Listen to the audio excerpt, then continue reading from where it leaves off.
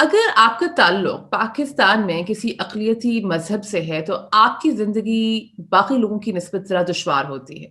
अगर आप एक औरत हैं जिनका ताल्लुक अक़लियती मज़हब से है, तो आपकी ज़िंदगी मज़ीद दुश्वार होती है। आज की इस पॉडकास्ट में हम बहुत खुशकिस्मत हैं कि हमारे साथ रेखा महेश्वरी मौजूद हैं। रेखा महेश्वरी का ताल्लुक सिंध पाकिस्तान से है।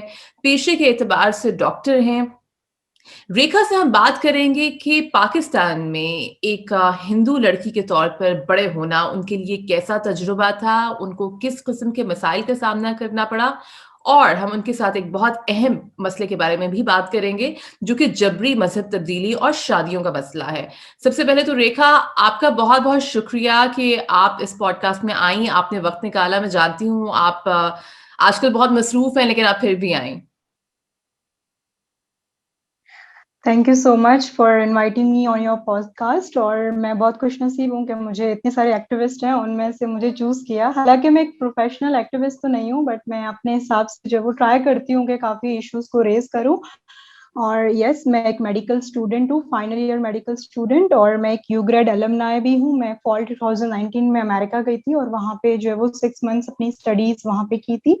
और उसके बाद फिर मैं यहाँ पे आई, और यहाँ पे अब जैसे रिसेंटली मतलब फोर्स कन्वर्जेंस का कुछ ज्यादा ही चल रहा था और काफी हो रही है। मतलब आफ्टर 1 मंथ आप देखते हो कोई नया केस तो जरूर आता है। तो इस वजह से फिर अब अगर आप माइनॉरिटी से बिलोंग करते हो और आप देखते देखते भी इग्नोर करते हो, तो ये एक इंसाफ नहीं होता। तो इसीलिए फिर आई थॉट के where it is possible, where it is safe, I should at least raise my voice.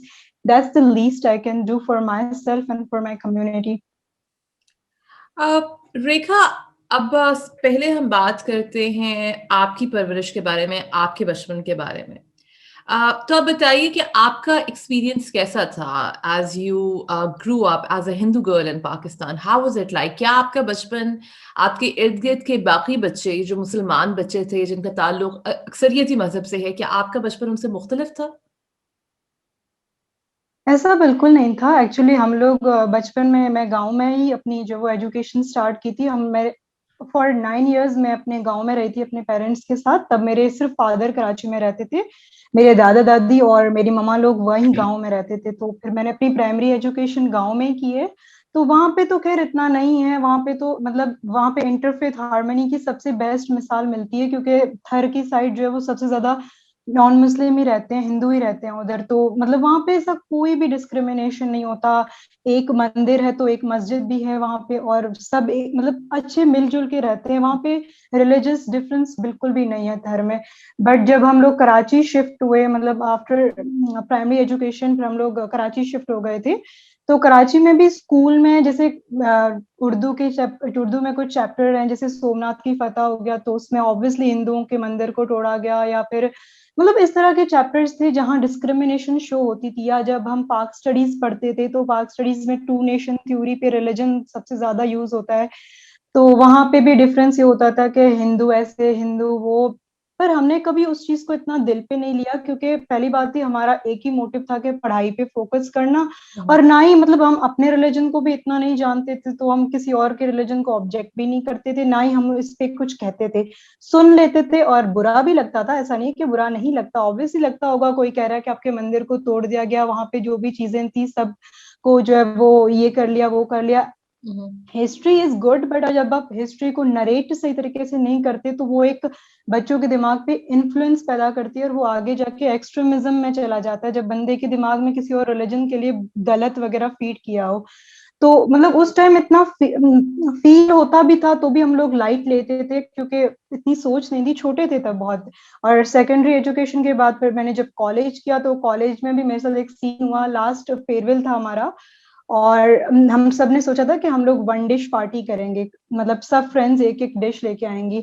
तो सारी मेरे ग्रुप की फ्रेंड्स ने मुझे बोला कि ना, हम हिंदू के घर का खाना नहीं खाएंगे, क्योंकि वो एक अलग बुक शेयर करती है, मतलब रिलीजियस बुक अलग शेयर करती है, तो हम आपके घर का खाना नहीं खाएंगे। तो मुझे ऑब्वियसली बहुत बुरा लगा था और रोना भी आया था, बिकॉज जिन लोगों के साथ मैंने 2 साल गुजारे हैं, और अगर वो ये कह दें कि हम आपके घर का खाना नहीं खा सकते, तो ऑब्वियसली बुरा लगेगा। और मैं जब 7 या 8 लोगों के घर का खाना खा रही हूँ, मुझ मेरे तो दिल में ऐसी कोई डिस्क्रिमिनेशन नहीं थी। अगर होती तो फिर आप ये जरूर कहते। मैं उस वन डिश पार्टी में भी नहीं गई थी, और मैंने उन्हें साफ कह दिया था कि लाइक अगर आप मतलब मुझे इस तरह समझते हैं तो शायद मैं इस तरह नहीं समझती थी, पर सेल्फ रिस्पेक्ट सबसे पहले है, और अगर मेरा रिलीजन और मेरी नेशनलिटी दोनों मेरी आइडेंटिटी है, उन दोनों को एक्सेप्ट करोगे ही तो फ्रेंडशिप रहेगी, वरना तो नहीं रहेगी। तो आई जस्ट बाइकॉटेड दैट। तो इस तरह के डिफरेंट डिफरेंट डिस्क्रिमिनेशन होती रहती है। नेबर्स में भी कभी कभी कोई ऐसे ही बोल देता है लाइक वी आर मेजोरिटी और आप मिनॉरिटी हो, पर हम इग्नोर करते हैं जस्ट फॉर द फैक्ट कि हम यहाँ से बचपन से यहीं पे रह रहे हैं, हमारा ये लैंड है, और मतलब अपना घर है यहाँ पे, फैमिली है यहाँ पे, जॉब्स है हमारी, सब सेटल्ड है यहाँ पे, तो हम क्यों किसी की कुछ बातों की वजह से अपनी लाइफ को वो करें। But still like majority should think about it कि like we are living in this country under the equal citizenship rule, तो वो अप्लाई माइंड्स में भी करना चाहिए ना। It shouldn't be in the law book, it should be in real life as well. You should treat everyone as equal as you are, because we are having the same flag and same constitution. But वो चीज समझ नहीं आती, कुछ mindset हैं जो extremism की तरफ हैं। इवन हम लोग कुछ कोट भी करते हैं तो भी इनडायरेक्टली उनको लगता है उनको करे, but it's not like that. Everybody has different point of view, तो उसको रिस्पेक्ट करना ना, I think majority should think about that. Rekha, आपने जो ये बात कही कि आपके दोस्तों में भी ये डिस्क्रिमिनेशन एग्जिस्ट करती थी और आपको ये चीज़ बहुत बुरी लगी क्योंकि आप बड़ी हो चुकी थी, आपको चीज़ों की समझ आ गई थी और अब आपको चीज़ें ज़्यादा हिट करती थी। आपने ये भी बताया कि आपका ताल्लुक थर पार्कर से है और वहाँ पर मजहबी मुनाफरत के, रिलीजियस डिस्क्रिमिनेशन के वो मसाइल नहीं हैं जो दूसरे शहरों में। जब आप लोग कराची शिफ्ट हुए, जो कि एक निस्बतन बड़ा शहर है, निस्बतन क्या बल्कि पाकिस्तान का सबसे बड़ा शहर है, क्या आपको कभी अपने मजहब की वजह से खौफ महसूस हुआ आपको, या आपके घर वालों को, कोई आपके एक्सपीरियंसेस हों, आपके घर वालों के तजुर्बात हों? इस तरह एक दफा मेरे पेरेंट के साथ हुआ भी था, like someone asked them to just convert. मेरे पापा को बोला गया था कि आप मिलें इनसे और मतलब कन्वर्ट हो जाएं, और पापा को बोला भी गया था। बट ऑब्वियसली हम, अगर आप किसी रिलीजन पे पूरा उतरते हैं तो आप अपने स्ट्रॉन्ग बिलीव्स के साथ उतरते हैं, और आपका एक अच्छा मतलब उससे होता है कि नहीं, we are doing what we are doing and we are happy with that. So मतलब इस तरह होता है, काफी चीजें इस तरह होती हैं, but we have that ignorance, acceptance and tolerance thing in ourselves, so we just ignore everything and move on. I think पूरी हिंदू कम्युनिटी ऐसा ही करती है, और मतलब जो भी उनसे उनके साथ हजार डिस्क्रिमिनेशन हुए होंगे, आप जब सबसे पूछेंगे थोड़ा थोड़ा तो सबके साथ ही हुआ होगा, but we just have try to move on और पढ़ाई पे फोकस किया है। और शायद यही वजह है कि हमारी कम्युनिटी जो है वो एजुकेशन में सबसे ज्यादा है, और अभी भी मतलब जो भी थ्राइविंग कम्युनिटीज हैं वो स्ट्राइव कर रही हैं एजुकेशन के लिए, बिकॉज वी जस्ट बिलीव कि अगर हम एजुकेट करेंगे अपने स्टूडेंट्स को, then we can just achieve our position. Otherwise मतलब बहुत सारे ऐसे चीजें हैं जो डिस्क्रिमिनेट करके हमें जॉब्स नहीं मिलती या कुछ भी, बट वी जस्ट ट्राइव कि हम लोग जो एजुकेशन की तरफ जाएं, तो इसलिए हम इग्नोर करते हैं मोस्ट ऑफ द चीजें, जो भी डिस्क्रिमिनेशन होती है हम इग्नोर करके आगे बढ़ते हैं। इस तरह तो मेरे साथ भी होता है, like I was in hostel and one of my neighbour asked me to sleep with her, because वो अकेली थी रात पे, तो इसलिए उसने मुझे बोला कि आप मेरे साथ आए। तो it was like 2 or 3 AM in the night and she asked me कि तुम लोग इतने भगवानों को मानती हो, तुम्हें कभी बुरा नहीं लगता इस चीज का, why don't you convert, and तुम्हें मतलब कन्वर्ट होने का भी नहीं सोचा क्या तुमने। And Sadia, believe me, that was the time I ran from her room and then came back to my room just because I was so afraid, like 3 AM in the morning I went to your room just to help you because you was alone, but then you just told me this thing, just taking religion in that thing. So that there are some things which we always remember, we don't forget, but we just try to forgive and just move on. But it shouldn't happen, because people should believe that religion is a very personal thing. If you believe that your religion is best, it is best, but you can't force anyone to come into your religion when he is very much happy in his or her religion. बिल्कुल। रेखा, हमने देखा है कि सिंध में जबरी मजहब तब्दीली या फोर्स्ड कन्वर्जन्स का मामला दिन ब दिन बढ़ता जा रहा है। ये ज़्यादातर कम उम्र हिंदू बच्चियां होती हैं जिनको या तो वर्गलाया जाता है या फिर उनको ज़बरदस्ती अगवा करके उनका मजहब तब्दील कर दिया जाता है, उनके किसी बड़ी उम्र के आदमी से निकाह पढ़ा दिया जाता है। क्या आपके सामने, आपके इर्द-गिर्द कुछ इस तरह की मिसालें हैं जो आप जानती हो कि जिनके साथ इस तरह हुआ हो? जी, बिल्कुल, लाइक मेरी अपनी कम्युनिटी की जो वो सबसे ज़्यादा मुझे पता चलते हैं, क्योंकि घर पे वो बात चलती है। मतलब किसी से भी रिलेशन, अगर नेबर वगैरह में भी अगर आने-जाने का रिलेशन है, तो उसमें भी किसी के साथ ऐसे अफ़ेयर का हो जाता है और वो उसको बातों में करके मैनिपुलेट करके रिलीजन कन्वर्ट कर देता है, ठीक है? फिर वो अडल्ट होती हैं, तो फिर कोर्ट में जाना भी सही नहीं रहता, क्योंकि कोर्ट इज़ अलाउइंग के 21 इयर्स ऑफ एज जो है वो उसमें आप कर सकते हो, ठीक है? उसपे तो ऑब्जेक्ट कोई पेरेंट करता ही नहीं है, हालाँकि करना भी चाहे तो भी नहीं कर पाता। पर जब दूसरी कम्युनिटीज़ में 13 टू 14 इयर्स की लड़कियों को अगवा किया जाता है और उसको कन्वर्ट कर दिया जाता है, और फिर लड़की को डराया जाता है कि अगर तुमने सच कह दिया तो तुम्हारे पेरेंट्स को जो है वो हम लोग मार देंगे, या फिर तुम्हारे घर को ये कर देंगे, वो कर देंगे। तो दैट थ्रेट जो है वो ऑब्वियसली, अगर मुझे कोई इस तरह कहेगा तो मैं तो अपने पेरेंट्स के लिए जान भी कुर्बान करने के लिए तैयार होंगी। तो वो तो लड़कियां भी इस तरह ही हैं, तो वो तो ऐसे ही कोर्ट में भी बोल देती हैं कि हाँ, हम लोगों ने जो है वो इस तरह किए। बट इमेजिन यार, 13 इयर्स की लो बच्चियां, जब मैं 21 इयर्स की हूँ, मुझे अभी नहीं पता कि मुझे अपनी लाइफ में क्या करना है। My parents are doing everything for me, और उनको सारा हक है करने का। तो एक 13 साल की बच्ची जिसने अपना, 13 साल की आरजू 13 साल की थी, अभी जो कविता है वो भी 13 साल की बच्ची है, और अभी रिसेंट दोबारा जो पूजा का केस आया है वो भी 13 साल की या 14 साल की बच्ची है। पेरेंट्स को असली उम्र पता है, फिर कोई इस पे यकीन क्यों नहीं करता, मुझे ये समझ नहीं आती। इवन कोर्ट भी ये कह देता है कि उसने जो है वो रजामंदी से एक्सेप्ट किया है। मुझे ये समझ नहीं आती, 13 साल की बच्ची जिसने अपना, हमारे रिलीजन में कोई भी जो है वो फोर्स नहीं है। इवन अगर मैं रिलीजियस बुक्स पढ़ती हूँ तो मेरे लिए अच्छा है, अगर नहीं भी पढ़ती तो मेरे पेरेंट्स ने मुझे कभी भी नहीं बोला होगा कि you should study religious books, कभी भी नहीं बोला है, ना ही रिलीजन को स्टडी करने के लिए बोला है। बिकॉज दे बिलीव कि if you are doing that's good, if you are not doing that's okay, completely okay with us. तो कभी उनको क्या पता, वो पढ़ाई, उन्होंने पढ़ाई नहीं की, तो रिलीजन की स्टडी तो एक दूर की बात है। कोई 13 साल की बच्ची कैसे कन्वर्ट हो सकती है? कन्वर्ट का आपको पता है, आप 1 या 2 साल उस रिलीजन को स्टडी करो, रिसर्च करो, सब चीजें पढ़ो, समझो कि उस वो कहना क्या चाहता है, उस रिलीजन के मोटिव्स क्या है, उस फैक्ट क्या है, रियलिटी क्या है, टीचिंग्स क्या है।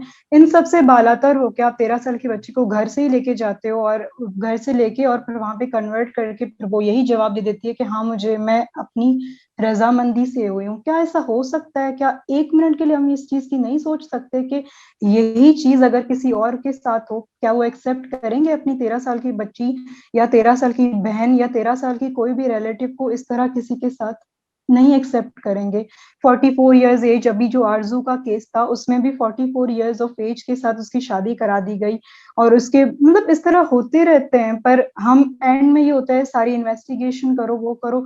आरजू के पास तो नादरा का भी सर्टिफिकेट था, फिर भी किसी ने उसकी बात नहीं मानी। क्यों? आखिर नादरा का रोल क्या है? आइडेंटिफिकेशन देना ना। पेरेंट्स जो है वो नादरा का सर्टिफिकेट शो करते हैं कि हमारी बच्ची जो वो इतने साल की है, फिर भी एक्सेप्ट नहीं करता कोर्ट, जस्ट बिकॉज उसने एक्सेप्ट किया है, भले वो 13 इयर्स की हो।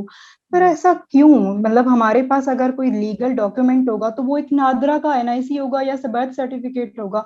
उसके अलावा तो पेरेंट्स को पता होगा कि कब उसका पैदाइश है या नहीं, पर उसको भी एक्सेप्ट नहीं किया जाता, because everyone is in delusion कि उसने अपनी तरफ से किया होगा। थोड़ा सोचने पे, इस पे मजबूर करना होगा मेजोरिटी को, सोचना होगा कि ये चीजें मिनॉरिटी फेस करती है यहाँ पे, और करती आ रही है। और मोस्टली जो केसेस होते हैं वो पुअर कम्युनिटीज के साथ होते हैं, क्योंकि उनके पास पैसा नहीं होता कोर्ट जाने का। उनके पास नहीं होता कि वो लॉयर्स को हायर करे और उनको इतने पैसे दे के वो डेली डेली जो है वो कोर्ट्स जाएं और उनकी जो है वो दलालें देते रहें। इतना पैसा नहीं होता उनके पास। और जो जिनके पास गाँव में या फिर जो विलेजेस में रहते हैं, वो कर्जा लेते हैं, बड़े जो सेठ लोग होते हैं, अमीर लोग होते हैं, उनसे कर्जा लेते हैं। और जब वो कर्जा नहीं चुका पाते तो वो, मैंने ये भी देखा है कि 110 लोग जो वो कन्वर्ट हो गए थे जस्ट बिकॉज दे वर इन डेब्ट। उनको कर्जा था उनका, तो उनको कर्जा उतारने के लिए बोला गया कि आप रिलीजन कन्वर्ट करो। तो these are not the things. आप अपने ही रिलीजन के साथ अगेंस्ट कर रहे हो, और किसी और की लाइफ को पूरा चेंज कर रहे हो। बिकॉज जब वो अपनी रिलीजन पे सही तरीके से नहीं उतरे और कुछ चीजों के लिए उन्होंने कन्वर्ट कर लिया, तो वो किसी और की टीचिंग्स को किस तरह एक्सेप्ट करेंगे? आई डोंट नो। मतलब इस चीज पे फोकस करना होगा और इसको हाईलाइट भी करना होगा, और मेजोरिटी जो सेम पीपल है उनको इस चीज पे डिस्कस भी करना होगा कि दिस इज नॉट राइट।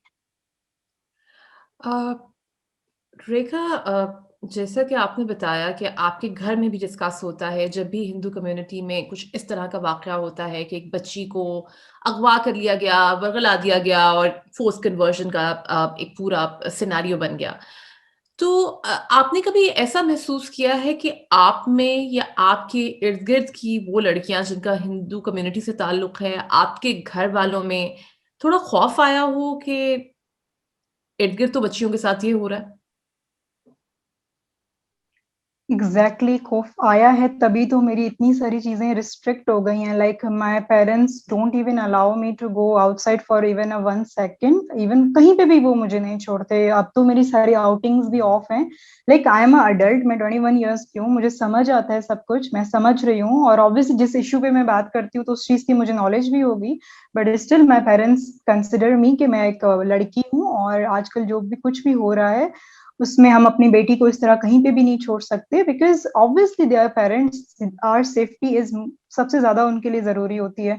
तो वो कहीं, इवन मेरे तो फ्रेंड से उन्होंने बात करवाना भी मतलब काफी रिस्ट्रिक्ट कर दिया है। वो मना करते हैं कि इस तरह के केसेस हो चुके हैं और यू शुड बी केयरफुल, मैं तुम्हें दोबारा कहीं पे भी ना देखूं इस तरह बात करते हुए। आई नो कि ये गलत है, वो मुझे इस तरह रिस्ट्रिक्ट नहीं कर सकते, बट उनकी भी मजबूरी है, because they don't want to lose their daughter. और इस तरह मैं अगर एक बेटी हूँ तो इस तरह मतलब 1000 बेटियां हों या जितनी भी हों, हर हर माँ बाप को औलाद बहुत प्यारी होती है, और उनको नहीं पता कि कब जो है वो उनके हाथ से निकल जाए। क्योंकि जब हम कम्युनिकेट करते हैं किसी इंसान के साथ तो हम इमोशंस में बह जाते हैं, और इमोशंस में हमें नहीं पता लगता कि हम गलत कर रहे हैं या सही कर रहे हैं, भले वो जिस रिलीजन से भी हो। I am not particularly indicating one religion, but I am just considering everyone. तो वो उन्होंने वैसे ही रिस्ट्रिक्ट कर दिया, और अब तो खैर और ही रिस्ट्रिक्ट कर दिया, कहीं पे भी नहीं छोड़ते, लिटरली बिलीविंग। मैं आउटिंग भी नहीं करती, कहीं पे भी नहीं जाती। ये नहीं है कि मैं माइनॉरिटी से हूँ, तो फोर्स्ड कन्वर्जन तो चलो एक और ही अलग टॉपिक है। एज यूजुअल भी जो है वो girls are not safe here. मतलब अगर आप अकेले बाहर निकलते हो, that there is a lot of things you have to face, बहुत सारी चीजों को फेस करना पड़ता है। और इवन मैं अगर हॉस्टल से भी आती हूँ तो मेरे भाई वगैरह जो है वो मुझे ले वहां तक, मतलब जहां तक मुझे ट्रांसपोर्ट छोड़ती है उस स्टॉप से मुझे खुद लेने आते हैं। मतलब कहीं पे भी जो है वो जरा सा भी 5 मिनट्स भी they don't leave me alone, just because it's not safe. कहीं पे भी कुछ भी हो सकता है and you are not aware about that. तो भले मैं बड़ी हो जाऊं, जितनी भी बड़ी हो जाऊं, जब तक पेरेंट्स जो है वो मुझे इस चीज का नहीं समझेंगे, they always think we have to protect our daughters. बहुत कुछ हो रहा है और बहुत सारी लड़कियां चली भी गई हैं जस्ट बिकॉज थोड़ी कम्युनिकेशन होती है, थोड़ा बढ़ाया जाता है और कन्वर्जन हो जाती है। और पेरेंट्स को तो ऑब्वियसली नहीं अच्छा लगेगा, बिकॉज 21 ईयर्स या 18 ईयर्स या 17 ईयर्स से वो अपने बच्चों को पाल रहे हैं, और एकदम से अचानक से कुछ मंथ्स में ये सब हो जाए तो उनके लिए एक थ्रेटनिंग होगा, उसके उनके लिए एक अनएक्सेप्टेबल चीज होगी। So yeah, they have restricted my every activity, and whatever I'm doing on social media is very cautious. और मेरे पेरेंट्स को पता भी है, but they have told me that you have to be very cautious, because अगर कुछ भी हो गया, we are not responsible for that, and मेरे पास इतने पैसे नहीं है कि मैं तुम्हारे लिए कुछ भी करूं।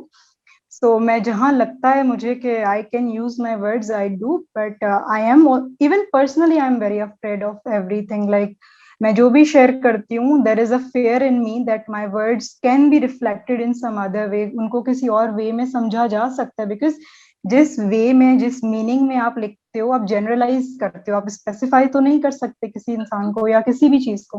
बिल्कुल, तो बिल्कुल। जनरलाइज करते हो तो वो कभी भी किसी के भी सेंटिमेंट्स को हर्ट कर सकता है। और वर्ड्स तो मतलब आजकल तो ब्लास्फेमी का केस आपको भी पता है कि जरा सा भी कुछ होगा, there is a law which is constantly being used by majority to target minorities, और every day there is a case। and इसी की वजह से जो वो मेरे अंदर ही एक खौफ है, तो पेरेंट्स के अंदर तो ऑब्वियसली होगा, क्योंकि वो इस सोसाइटी में रह रहे हैं, सब देख रहे हैं, पर वो कुछ कर नहीं सकते। हम तो एक कॉमन पीपल हैं, because we are just common people. जो मिनिस्टर्स हैं वो भी कुछ नहीं कर सकते, they are again and again trying to pass conversion bill, but it is not being passed, वो पास ही नहीं हो रहा। सब कह रहे हैं नहीं, विलफुली जो है वो कन्वर्ट होती होंगी। आप 13 साल और 13 साल या 12 साल की बच्ची को अगर आप एक्सेप्ट कर रहे हो कि विलफुली कन्वर्ट हो रही, then I don't know what should I say, I am just speechless for that. Rekha, जो आपने अभी कहा कि आपका सेल्फ सेंसर बहुत ऑन हो चुका है क्योंकि कुछ पता नहीं कि आपके अल्फाज को क्या बना लिया जाए, क्या समझ लिया जाए, तो मैं इस सिलसिले में आपकी इस बहादुरी की बहुत तारीफ करूंगी कि आप इस सब के बावजूद आप ये पॉडकास्ट कर रही हैं और आप इस पॉडकास्ट में भी बहुत खुलकर ह्यूमन राइट्स के बारे में, माइनॉरिटी राइट्स के बारे में बात कर रही हैं। अम, अब हम अपनी इस पॉडकास्ट के इख्तिताम की तरफ पहुँचते हैं। मैं जानती हूँ आपका वक़्त बहुत कीमती है और आप वैसे भी बहुत पढ़ने वाली बच्ची हैं। तो हम अच्छा, अब अच्छा। आते हैं इसके इख्तिताम की तरफ और वो ये है रेखा आप क्या कहना चाहेंगी? पाकिस्तान के एक आम इंसान को, पाकिस्तान में बसने वाला एक आम इंसान अ, जो कि अपने मुल्क में अमन तो चाहता है, लेकिन उसके लिए वो सब कुछ नहीं कर पा रहा या वो सब कुछ नहीं करना चाहता जो करना चाहिए। आपको क्या लगता है कि पाकिस्तान में बसने वाले मुसलमानों को, पाकिस्तान में बसने वाली अक्सरियत को, वो क्या करना चाहिए कि रेखा और रेखा जैसी और बहुत सी लड़कियाँ खुद को महफूज़ समझें, उनके वालिदैन को उन पर इस तरह की लिमिटेशंस ना लगानी पड़ें कि बेटा आप घर से बाहर नहीं निकल सकती? जी, बिल्कुल, बहुत अच्छा सवाल है। देखो, प्रोग्रेसिव पाकिस्तान तभी बनेगा जब हम एक साथ मिलकर काम करेंगे, इर्रिस्पेक्टिव ऑफ अ रिलिजन। अगर कोई किसी भी पेशे में काम कर रहा है या पढ़ रहा है, तो उसका पहला मोटिव होता है अपने कंट्री को सर्व करे, फिर कहीं और सेटल हो, सबसे पहले ये होता है। पर अगर जब हर चीज़ में हम रिलिजन को इन्वॉल्व करेंगे, तो डेफ़िनेटली हर किसी के लिए प्रॉब्लम होगा, क्योंकि personal belief and personal faith जो है वो हर किसी का अपना होता है और कोई भी इस पे समझौता नहीं करना चाहता। अगर आप नहीं करना चाहते तो कोई भी नहीं करना चाहेगा, बिकॉज़ एक टीचिंग्स हैं, उसको बचपन से दी गई हैं उसके पेरेंट्स से, तो कोई भी समझौता नहीं करेगा। तो आई जस्ट